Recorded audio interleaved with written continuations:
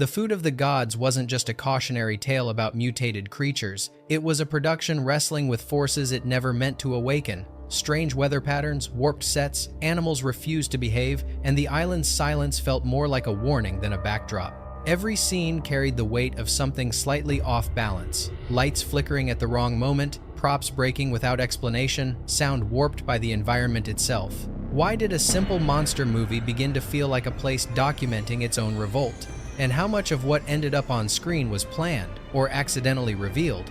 These are 20 weird facts you didn't know about The Food of the Gods. Fact 1. One of the earliest and strangest hurdles the production faced came from the simple assumption that real animals could be shaped into cinematic instruments. The team believed that with enough patience, carefully constructed miniature sets, and clever camera angles, the rats would behave as needed. But once the animals arrived, that illusion evaporated instantly.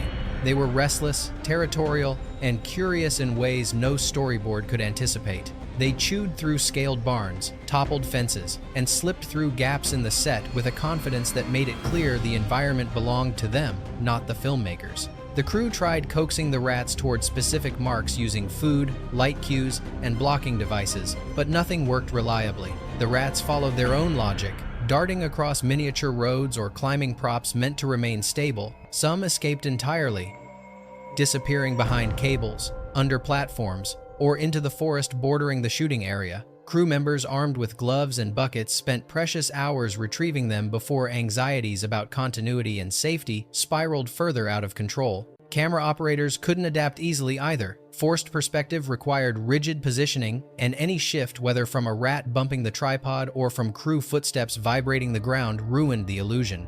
Entire takes became unusable when animals wandered into areas where scale broke down, appearing too small in one frame and absurdly oversized in another. The unpredictable motion also made matching shots between takes nearly impossible. As frustrations mounted, the director insisted that the chaos lent authenticity, and strangely, he wasn't wrong.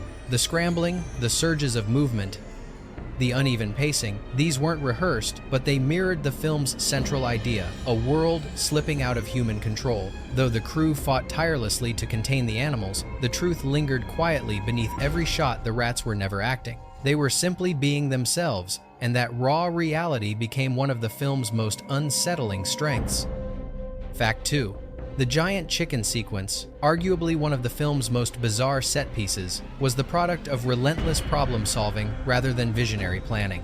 The script demanded monstrous birds thrashing against human characters trapped inside a barn, yet the production lacked the technology to fabricate convincing animatronics. As a result, the team combined real chickens, oversized puppet parts, and foam-based models to create an illusion that wavered constantly between horror and surrealism. Each component came with its own set of complications. The real chickens refused to cooperate. Heat from the lamps made them restless, sending them flapping into corners or turning their backs to the camera. Handlers whispered instructions no one expected the birds to follow, while camera operators tried to capture moments of movement that could later be intercut with puppet shots. The foam models presented different challenges. They sagged under their own weight, their feathers shedding or misaligning as crew members manipulated the beaks and wings from cramped hiding spots beneath the set. Actors had little consistency to react to. A puppet beak might lunge with unexpected force, startling them in ways that added realism but also risked injury. Other times, the movement was too slow or clumsy, forcing exaggerated performances to compensate. Synchronizing all elements required meticulous choreography, yet the environment refused to cooperate. The haylofts creaked, lights flickered, and the props themselves deteriorated under repeated use. Despite these troubles, the finished sequence carries a dreamlike tension. The awkward blending of real and artificial pieces makes the chickens feel simultaneously alive and unnatural, as if they belong to a world where evolution has begun skipping steps. What should have exposed the film's limitations instead emphasized its strangeness. The imperfection, the wobbling wings, the mismatched shadows, the frantic gestures became the scene's own unsettling truth. Nature amplified through human desperation rarely looks smooth, and that roughness is exactly what makes it unforgettable. Fact 3. The film's giant wasp attack is often remembered for its uncanny visuals, but behind the camera, the crew approached it as a practical puzzle with no ideal solution. Early attempts at stop motion were abandoned when the footage proved too jerky to match the film's grounded aesthetic. Rear projection offered better fluidity, but introduced brightness mismatches that betrayed the illusion.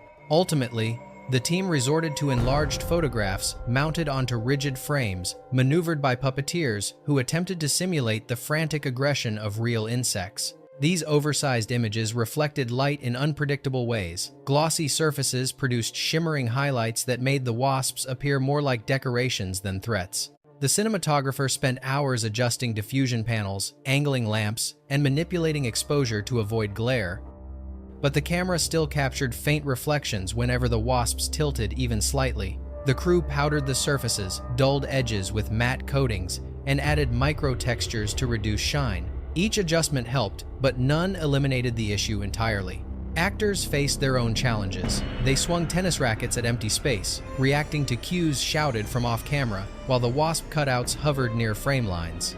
The movement of the puppeteers, sometimes smooth, sometimes trembling, created an uneven rhythm that actors had to match instinctively. Editing later attempted to mask inconsistencies, but the underlying awkwardness remained, transforming the sequence into something unexpectedly eerie.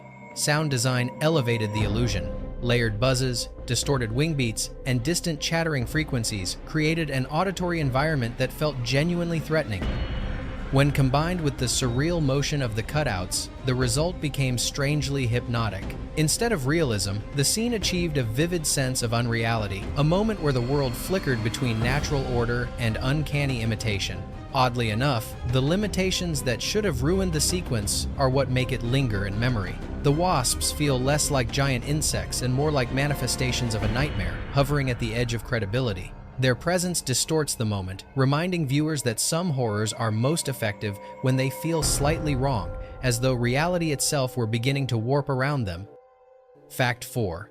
The storm sequence in The Food of the Gods became one of the production's most exhausting undertakings, not because of thematic complexity, but because replicating violent weather without proper equipment turned into a logistical ordeal. The script demanded a raging tempest, pounding rain, aggressive winds, and a landscape swallowed in mud. But with a limited budget, the crew improvised a weather system from household tools and borrowed machinery. Garden hoses became rain towers. Industrial fans, salvaged from nearby workshops, produced gusts that fluctuated wildly. Barrels of water were manually emptied over the ground until it transformed into a thick swamp, unpredictable and treacherous. Actors waded into this quagmire without fully understanding its instability. Some found themselves stuck mid-step, sinking deeper each time they tried to pull free. Others slipped, coated in mud before cameras even rolled. Props vanished into the mire, swallowed as if the earth itself resented the intrusion. Flashlights disappeared. Handheld radios clogged with damp soil. In one instance, a shoe came off entirely, buried so deeply that the crew abandoned it rather than waste precious daylight digging it out. Lighting the storm intensified the chaos. Raindrops refracted the lamps, bending shadows into soft, amorphous shapes. Every attempt to balance exposure created new problems. Diffusion cloths sagged under moisture. Electrical connections sparkled dangerously. Fuses blew without warning, forcing hurried replacements while actors shivered in drenched costumes. Camera lenses fogged continuously, requiring constant wiping that left streaks impossible to avoid during rapid resets. Despite the hardships, the director pushed forward, convinced that the physical strain would imbue the performance with a genuine sense of desperation. And in a way, it did. The trembling voices, unsteady footing, and frantic gestures weren't rehearsed. They were the natural reactions of people battling a hostile environment. When the storm finally appeared on screen, its wildness felt authentic not because of creative mastery, but because the cast and crew were genuinely fighting elements they had invented yet could no longer control. Fact 5. The miniature buildings crafted for the film, tiny barns, fragile fences, scaled-down farm tools, were both essential for perspective, trickery, and infuriatingly fragile. These models needed to mimic their full-sized counterparts with convincing detail while staying light enough for constant repositioning. But the materials chosen to build them, thin wood, lightweight foam, and delicate glue, were no match for the island's humidity. Within days, wooden planks warped subtly, creating crooked silhouettes that betrayed the intended realism. Joints loosened, paint blistered, roofs sagged, forming unintended angles that distorted scale illusions. The presence of animals compounded these issues. Rats gnawed at beams, peeled away painted surfaces, and occasionally tunneled through walls as if exploring new territory. Their curious, frantic movements disrupted carefully arranged setups, leaving the art department in a perpetual cycle of repair. Even when the structures remained intact, any slight shift caused by an inquisitive rat altered, forced perspective enough to break the illusion. A single chew mark could render an entire morning's work unusable. Wind posed its own problems. Fans designed to generate subtle atmospheric motion frequently toppled the tiny constructions. The crew lowered fan speeds, weighed down roofs with small stones, and reinforced walls with hidden supports. Yet the slightest gust still sent shingles fluttering or miniature doors swinging open at random. Keeping everything perfectly still long enough for a clean take required almost monastic patience. The cinematographer adapted by adjusting angles, avoiding close-ups that exposed imperfections. Scenes were framed to hide warped corners or mismatched textures. When unavoidable flaws persisted, the director rationalized that the distortions added to the narrative. After all, the world of the film was supposed to be transforming, buckling under unnatural influences. Ironically, the fragility of these miniatures ended up enhancing the film's eerie tone. Their subtle irregularities created a sense of unease, as if the environment itself were mutating. Rather than betraying the production, the constant warping gave the film a visual identity, a landscape on the verge of collapse, mirroring the story's core tension between human order and a world reshaping itself beyond control. Fact 6. Macro photography became one of the production's most unsettling tools, turning ordinary insects into monstrous presences that felt too close, too detailed, and too alive. The technique required amplifying tiny movements, wing flickers, mandible clicks, subtle pulses beneath translucent skin into towering gestures. But shooting with macro lenses transformed minor challenges into major obstacles. Depth of field shrank to razor-thin slivers, making it difficult to keep even a fraction of an insect's body in focus. The slightest shift from the creature, the table beneath it, or the camera operator's breath ruined the shot instantly.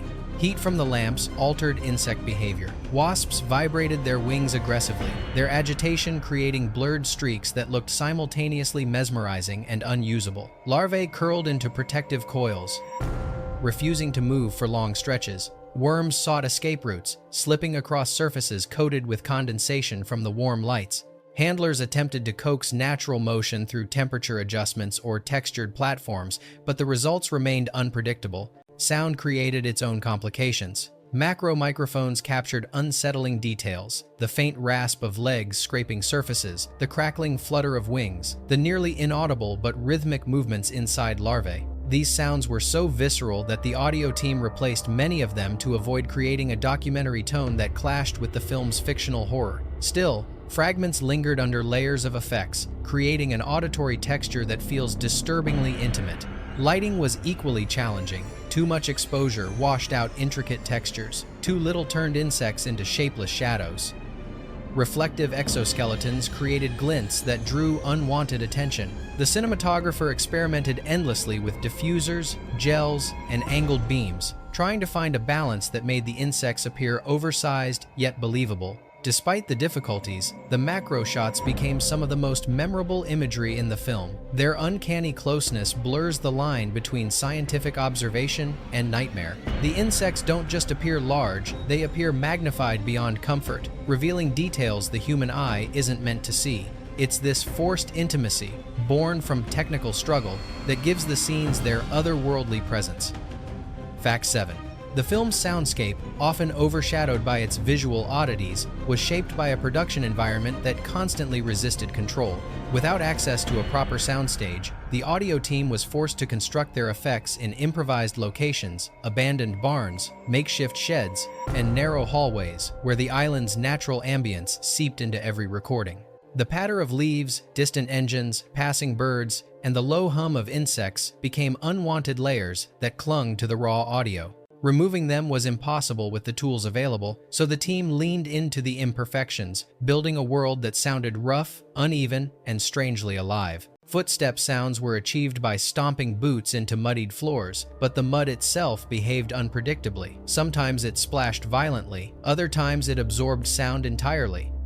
To create the gnawing of mutated creatures, technicians shredded fabric, cracked dried bamboo, and scraped metal against hollowed logs. But the results varied wildly, oscillating between overly grotesque and disappointingly subtle. Multiple takes were layered to find the right blend, and even then, the audio carried an organic instability that no amount of mixing could fully smooth. Dialogue recording posed the greatest challenge. Scenes shot outdoors were drowned out by the roar of wind machines or the constant rustling of surrounding foliage. Much of the dialogue had to be re-recorded later in cramped rooms that produced faint echoes. Audio engineers applied aggressive filtering, leaving some lines noticeably hollow, almost ghost-like. A few moments preserved in the final cut come from alternate takes, captured when environmental noise momentarily dipped, representing rare windows of quiet on an island that refused to stay still. In the end, these irregularities produced a sonic identity the filmmakers never intended but eventually embraced. The world of The Food of the Gods feels unstable on an auditory level, full of stray murmurs, wavering textures, and unsettling tales of noise that shouldn't be there. Instead of detracting from the film, the imperfections deepen its uncanny atmosphere. The soundscape resembles a wild organism more than a designed element, echoing the story's theme, nature, pushing back against the boundaries imposed upon it. Fact 8. Casting for The Food of the Gods was an exercise in endurance rather than glamour. Actors were needed not only for their ability to perform, but for their willingness to endure mud, unpredictable weather, and close encounters with animals. Many performers declined once they learned about the remote location and physical demands, leaving producers scrambling to fill roles. Those who accepted found themselves thrust into an environment that blurred the line between acting and survival. Marjoe Gortner, the film's unlikely leading man, carried himself with the confidence of someone accustomed to strange career turns. But even he struggled during scenes requiring him to push through thick mud or dodge the unpredictable movements of live rats. Pamela Franklin, appearing in one of her final cinematic roles, brought gravitas to her performance despite the physical toll. She later admitted that the production drained her emotionally, not because of the script, but because every day presented a new obstacle, a malfunctioning prop, a weather delay, or an animal refusing to cooperate. Supporting actors bore similar burdens. With limited rehearsal time, they often entered scenes cold, reacting genuinely to hazards around them. Sudden gusts blew debris into their faces. Soggy terrain shifted under them without warning. Costumes remained damp for hours, heavy with residue from previous scenes. The remote island also meant minimal comforts, shared lodgings, monotonous meals, and long commutes across uneven ground. Fatigue became a constant companion, yet the exhaustion contributed to performances that feel startlingly genuine. The cast appears truly worn, their expressions sharpened by real discomfort. Panic isn't theatrical, it is born from navigating an unstable set under relentless conditions. Their frustration, fear, and determination weren't crafted performances, they were natural responses shaped by the environment's refusal to cooperate. Viewed today, these performances carry a strange power. They anchor the film's surreal world in something human and real. Without the cast's endurance, the film's bizarre imagery might feel hollow. Instead, the actor's sincerity gives it unexpected weight, grounding the spectacle in authentic struggle. Fact 9. Forced perspective, the backbone of the film's illusion of scale, required a precision incompatible with the chaotic environment of the shoot. Every setup demanded exact spatial relationships, animals placed at specific distances, miniatures aligned to create perfect visual continuity, and cameras locked tightly in place. But the island's terrain, the movement of the animals, and even subtle shifts in light constantly undermined the delicate balance required to maintain the illusion. Animals rarely stayed within the ideal focal zone. A rat creeping a few inches forward distorted the scale instantly, turning an intended monstrous silhouette into something unintentionally comedic. If it drifted backward, the illusion crumbled in the opposite direction, reducing the creature's apparent size. Editing could fix little. Mismatched shadows, sudden jumps in motion, or shifts in depth betrayed any attempt to blend takes seamlessly. Even human actors posed problems. A misaligned step, an inconsistent posture, or an involuntary lean weakened the intended geometry of the shot. Lighting intensified the difficulty. Forced perspective thrives on equalized contrast between foreground and background. A cloud passing overhead altered brightness just enough to separate the miniature from the scene.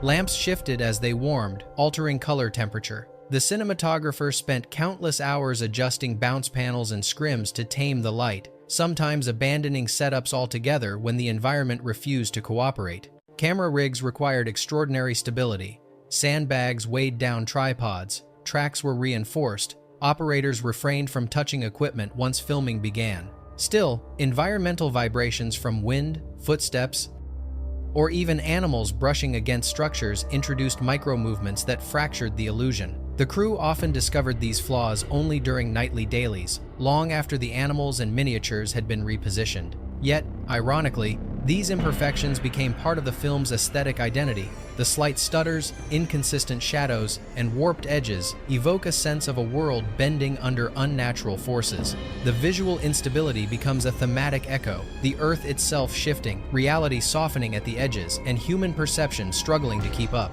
The fragility of the technique, rather than hiding the artifice, reveals a deeper truth. This was a story about imbalance, and the camera captured that imbalance in ways no one fully intended. Fact 10. The oversized rat limbs built for the close-quarters attack scenes quickly became one of the production's most troublesome inventions. These giant paws, carefully sculpted from dense rubber and reinforced with internal rods, were intended to deliver intense, visceral moments without endangering the actors. Yet the props were far heavier than expected, absorbing moisture, mud, and debris every time they touched the ground. Puppeteers hidden beside or beneath the set struggled to maneuver them with any semblance of natural movement. Every attempt to replicate the twitchy, rapid gestures of a real rodent resulted in awkward swipes, unpredictable lurches, or slow arcs that undermined the illusion. Actors had to brace themselves during scenes where the paws made physical contact. Even a slight miscalculation from the puppeteers produced blows far stronger than planned. Performers found themselves knocked off balance or pushed into unstable props. Between takes, they rubbed sore joints and wiped off streaks of rubber residue that clung stubbornly to their skin or clothing. Wardrobe assistants complained that the constant friction tore fabric and left marks they struggled to match for continuity. Mud on set amplified the difficulties. The rubber absorbed moisture quickly, turning slick and heavy. Puppeteers had to pause frequently to wipe down the limbs, scraping away layers of wet soil so the texture wouldn't appear shiny or artificial under the lights. Each cleaning slowed production, and every take risked another coating of sticky earth that distorted the fine detailing applied by the effects team. Despite these headaches, the close-ups captured something raw. The heaviness of the limbs translated into cinematic weight windows shattered with convincing impact, doors bent under pressure, and actors reacted with genuine strain. Their panic in these moments was less acting and more the result of contending with unwieldy objects that behaved like unpredictable extensions of a creature far larger than the film's budget should have allowed. In the finished movie, the giant paws feel unsettlingly real, not because the illusion was perfect, but because physical resistance always leaves a truth the camera can't fake. Fact 11. The strange, milky substance at the heart of the film's plot, a glowing, bubbling material seeping from the earth, was far less mysterious behind the scenes. The crew assembled it from a recipe of powdered dairy, gelatin, starch, and tinted water, a mixture designed to cling to props, glisten under strong lights, and maintain an otherworldly opacity on camera. Early tests showed promise, but once the substance was exposed to heat from lamps and the island's humidity, it behaved like a living organism. It thinned into runny puddles, then solidified into rubbery layers, sometimes within minutes. Continuity became a nightmare. Actors dreaded scenes involving the goo. It stuck to clothing, drying into hardened flakes that cracked with movement. Removing it required hot water and vigorous scrubbing, and even then it left faint stains. The combination of warm lights and organic ingredients produced a sour smell that accumulated on set, especially during long shooting days. Cast members wrinkled their noses between takes, joking darkly that whatever fictional mutation the movie imagined, the real hazard was the odor rising from the mixture. The goo also attracted insects. Flies hovered over buckets. Ants formed neat lines toward the edges of spilled patches. Crew members swung rags and brushes constantly, trying to keep bugs away long enough for a clean shot. During one sequence, a wasp became trapped in the mixture while cameras rolled. Its frantic struggle added an unexpectedly unsettling detail, one that never made it into the final cut, but left the crew shaken by how evocative the moment felt. Cleaning up after each scene required patience the schedule barely allowed. The mixture soaked into bare wood, stained fabric, and clogged pumps used to reposition it across the set. Still, the director insisted it was essential, arguing that its strange texture conveyed more menace than any visual effect the budget could offer. On screen, he wasn't wrong. The goo glistens like a sentient fluid, its mundane ingredients transformed by lighting and context into something that feels volatile, ancient, and quietly threatening. Fact 12.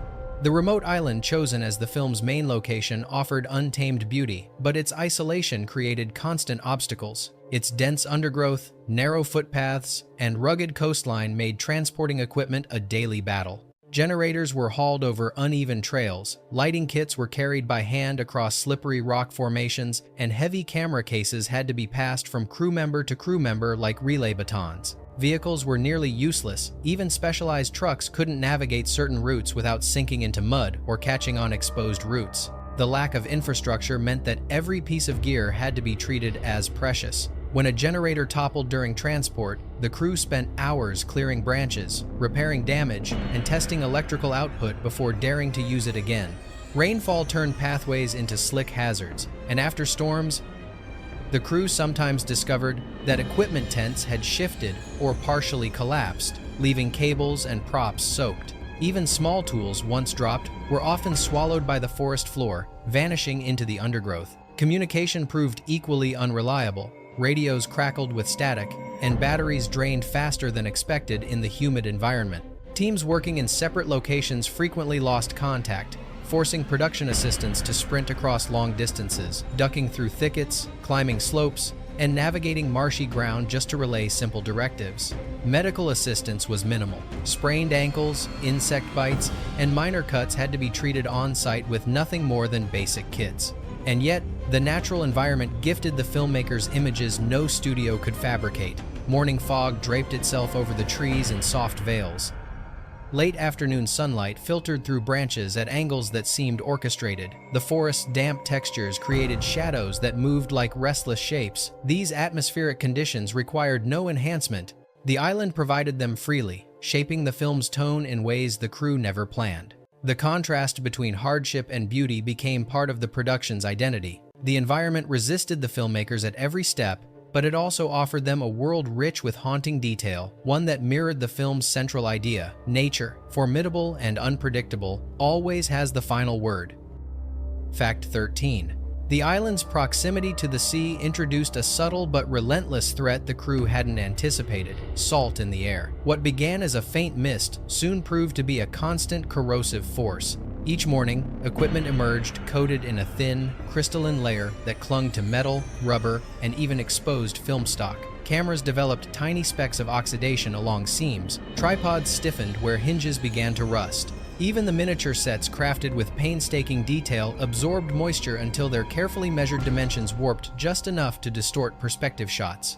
The salty haze affected textures in ways the art department struggled to counter. Rubber prosthetics stiffened, losing the elasticity needed for close-ups. Painted surfaces developed a tacky sheen that trapped dirt and fibers. The giant miniature buildings absorbed humidity, making them sag or ripple at the edges. Crew members began wiping everything obsessively: lights, props, camera lenses, only to find the residue returning within hours, as if the environment insisted on imprinting itself onto every surface. Film stock was especially vulnerable. Stored in makeshift cases, the reels reacted to humidity by expanding microscopically, causing color inconsistencies and grain irregularities visible during nightly screenings. The cinematographer inspected the footage with growing anxiety, searching for signs of emulsion, warping, or flicker caused by moisture creeping into the camera gate. On one devastating occasion, an entire day's work displayed visible artifacts, soft halos, uneven texture, and light contamination, forcing a full reshoot that drained morale and resources. Yet the same conditions that tormented the equipment lent the film a strange atmospheric beauty. The air's natural diffusion softened light, creating a dreamlike veil over wide shots. Close-ups glistened with a dampness that felt tactile, almost claustrophobic. The environment refused to stay neutral. It infused every frame with its own quiet personality. Even the slight haze on lenses, an unintentional filter, made scenes look as though the world itself were gradually dissolving. In the end, the island left a mark on the film that no amount of art direction could replicate. The salt, the moisture, the atmospheric distortion, they blurred the line between crafted illusion and natural intrusion, turning the environment into an uncredited force, shaping the narrative from beneath the surface. Fact 14. Wardrobe continuity proved to be one of the production's most persistent headaches, not because the costumes were elaborate, but because they were constantly under siege from the island's volatile conditions. Clothing became soaked with rain, smeared with mud, splattered with goo, or torn during action-heavy scenes. Since many garments were thrifted or altered into unique designs, duplicates were rare or non-existent. Once a shirt absorbed a stain or rip, the wardrobe team had to replicate that exact imperfection for every subsequent scene. An impossible task when humidity and wear transformed the fabric from one hour to the next. Assistants documented every blemish with quick snapshots, though lighting inconsistencies made reference images unreliable. Sometimes the same stain looked darker in one shot and nearly invisible in another. After washing, garments shrank slightly or dried into altered shapes, making perfect matching unattainable. Actors returned from breaks wearing clothing that clung differently or with wrinkles that contradicted footage captured just minutes earlier. Footwear created even greater problems. Boots disintegrated after repeated treks through muddy terrain. Soles peeled, stitching loosened, and treads vanished. Wardrobe staff patched shoes with glue, thread, and tape, but these repairs rarely survived the next physically demanding take. Continuity demanded that the footwear remain visually consistent, so the team often resorted to manipulating camera angles to hide mismatched details when practical repairs failed.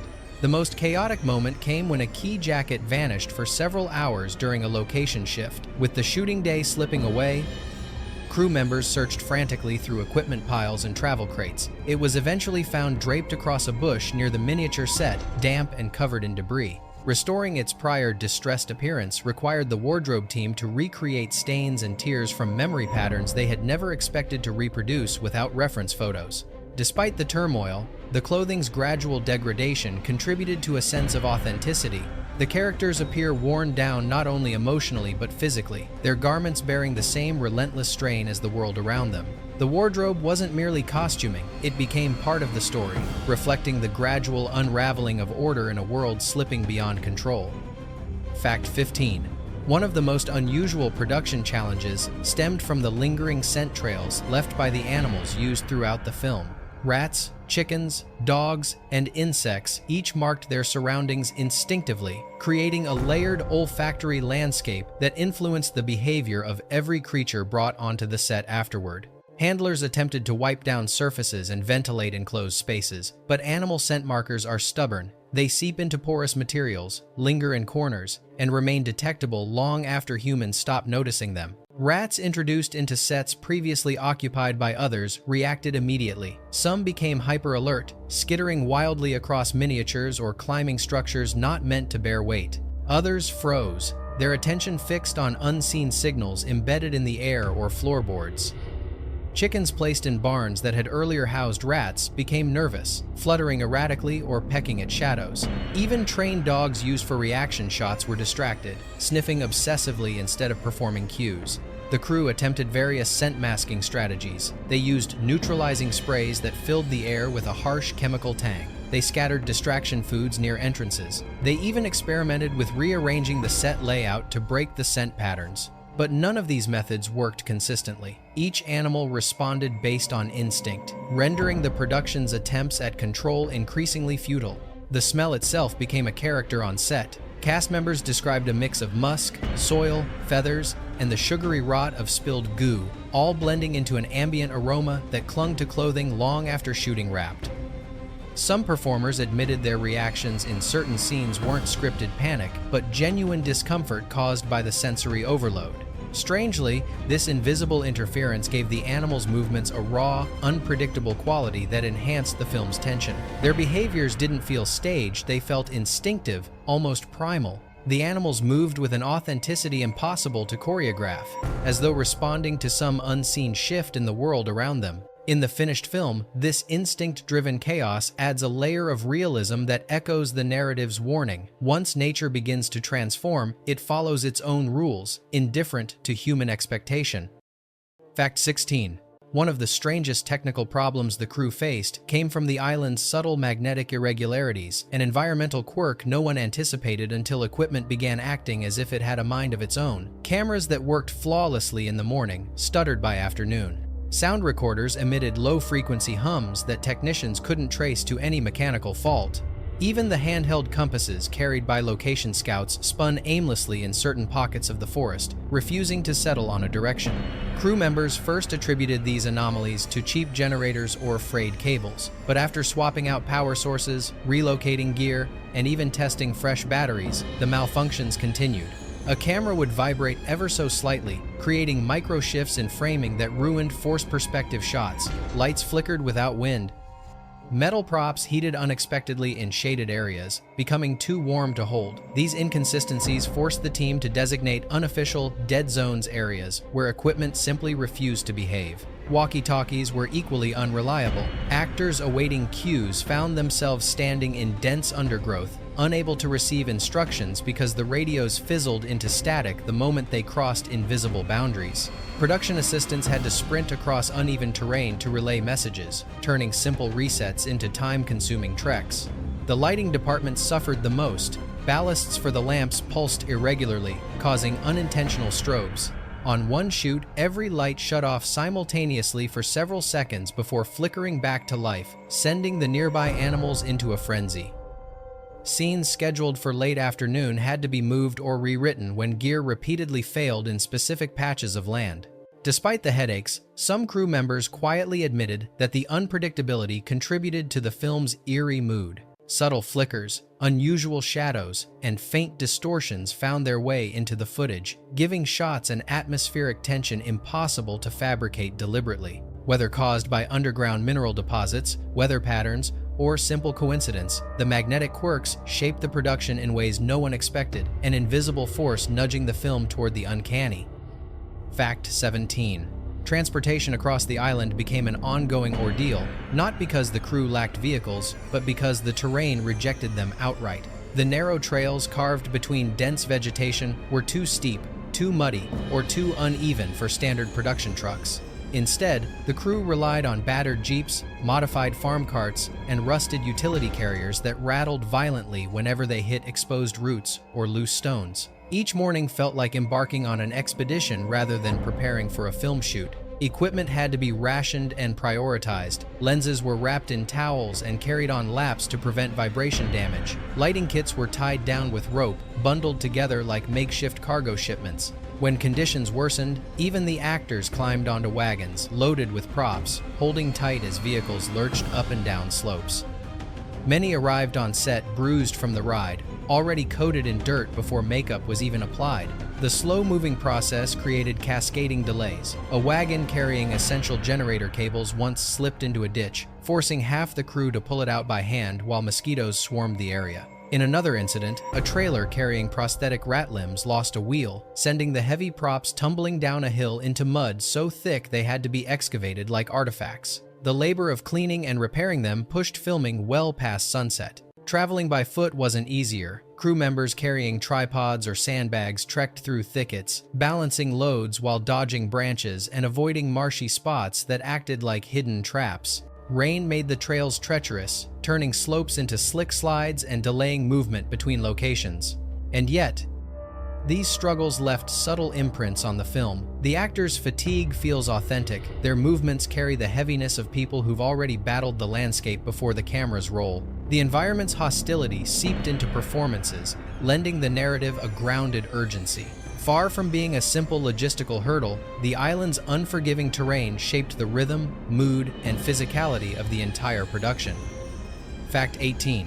One of the most persistent visual challenges during filming came from unintended reflections, tiny, glimmering betrayals that revealed the practical tricks behind the monstrous illusions. Forced perspective shots depended on careful lighting to mask the boundaries between miniatures, animals, and composite elements. But even the smallest reflective surface created distortions that the camera mercilessly captured. A beam of sunlight hitting a miniature roof made it shimmer like plastic. A stray highlight bounced off a glass panel used for depth control. Even droplets of moisture on animal fur produced bright flashes that cracked the illusion instantly. The cinematographer and lighting crew waged a daily war against these optical intrusions. Flags, mat boards, and improvised cloth diffusers surrounded every setup. Crew members adjusted lamps by inches, shifting angles to redirect glare. Surfaces were treated with powder, spray matte finishes, or roughened with sandpaper to kill unwanted shine. But the island's humidity made everything reflective again after only a short time. Dew collected on props. Moisture settled on lenses. Fog curved light beams unpredictably. Animals added further complications. Rats, with their naturally glossy coats, acted like moving reflectors. Shots meant to depict sinister silhouettes often captured strange glints in their fur, small flashes that broke scale continuity. The oversized props misbehaved too. Foam chicken heads displayed shiny patches where paint faded. Cardboard wasp wings caught light like thin metal despite endless dulling treatments. Editing hid some of the inconsistencies, but others remained, giving scenes a strange, shimmering undercurrent. What technicians saw as flaws sometimes contributed to the film's unsettling look.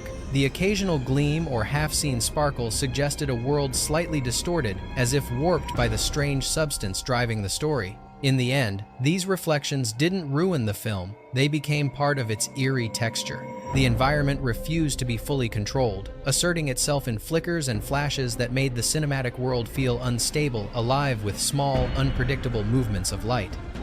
Fact 19.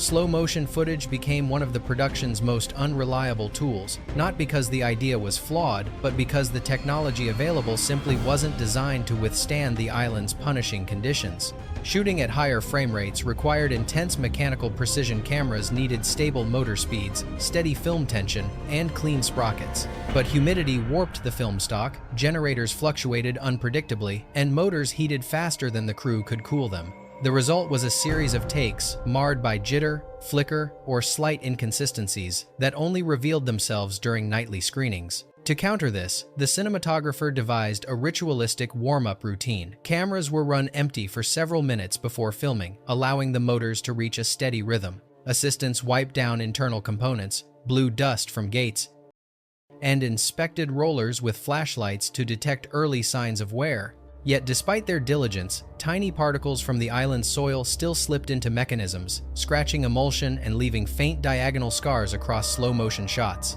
Some of these marks were so precise they looked intentional, an almost claw-like signature etched onto the film. Working with animals complicated matters further. Rats behaved differently when prompted to run or leap in sync with high-speed capture. Their natural rhythms didn't align with the crew's timing, forcing multiple resets. Macro lenses, already unforgiving, magnified every tremor in the environment. A subtle vibration, someone shifting weight, a small gust of wind, the hum of a malfunctioning generator ruined shots that required perfect stillness.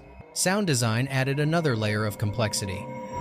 Because high-speed footage captured no practical audio, every sound had to be built from scratch. The impact of pause, the splintering of wood, the heavy breaths of terrified characters. Finding the right tone was a balancing act. Too dramatic, and the scene turned melodramatic. Too subtle, and the weight of the moment evaporated. In the end, the imperfections embedded in the slow-motion footage, tiny wobbles, uneven shadows, and the faint texture of environmental interference gave the scenes a hazy, distorted quality. Instead of detracting from the illusion, these flaws deepened it, making the creatures feel as though they existed in a reality slightly out of sync with our own. Fact 20.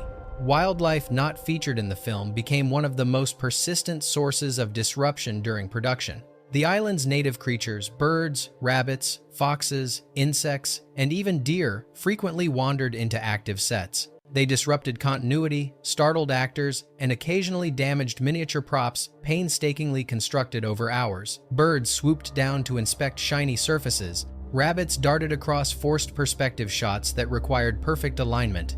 Deer stood motionless in the background of tense scenes, their calm presence undermining carefully orchestrated tension. Each intrusion forced the crew to pause, reset, and wait for nature to clear the frame. One evening, a family of raccoons raided the food tent, scattering supplies across the set. Buckets of the mutagenic goo spilled, attracting an army of ants that swarmed under lights like a living carpet. Cleaning took hours, delaying a scene that depended on fading daylight. On another night, swarms of moths spiraled around the lamps, drawn by the heat, landing on actors' clothing and miniature structures. Their translucent wings caught the light, creating unintended flashes that the camera captured as ghostly streaks. Nocturnal noise was equally troublesome. Frogs croaked in deafening rhythms near marshy areas. Owls cried unexpectedly during silent moments. Even the rustle of nocturnal animals moving through brush crept into audio tracks. Because noise reduction tools were limited, some of these sounds seeped into the film, adding an atmospheric layer the crew never consciously designed. The most memorable incident occurred when a fox wandered onto a miniature farm set, sniffed the tiny buildings, and walked calmly through the scene. Crew members watched in stunned silence before bursting into laughter, one of the few genuinely light moments during an otherwise exhausting production. Ironically, these disruptions strengthened the film's underlying tension. The unpredictable presence of real wildlife reinforced the story's core theme: nature acting on its own terms, indifferent to human attempt at control. What initially felt like sabotage ultimately gave the film a strange authenticity, an undercurrent that something alive, restless, and ungoverned lingered just outside the frame. Bonus fact: among the stories whispered long after production wrapped, none is more enigmatic than the tale of a missing reel footage that several crew members swore they saw, documented, and prepared notes for, only for it to vanish without explanation. The scene it contained was meant to serve as a bridge early in the narrative, a discovery sequence in which the characters stumble upon a grotesquely altered animal corpse, its proportions warped by the mysterious substance seeping from the earth. The prop crafted for this moment was unnervingly convincing, combining latex musculature, resin bones, and layers of painted sinew that caught the light in ways that were unsettlingly biological. Crew members recalling the daily screening described the footage with an unease that feels almost folkloric. They said the lighting was perfect, soft, natural diffusion that made the prop appear disturbingly real. They remembered the actors' reactions as restrained, quiet, and loaded with dread, a tonal shift that added weight to the story's escalating sense of ecological mutation. According to notes from that day, the director marked the scene as crucial, praising its atmosphere and its ability to ground the film's premise in something viscerally tangible.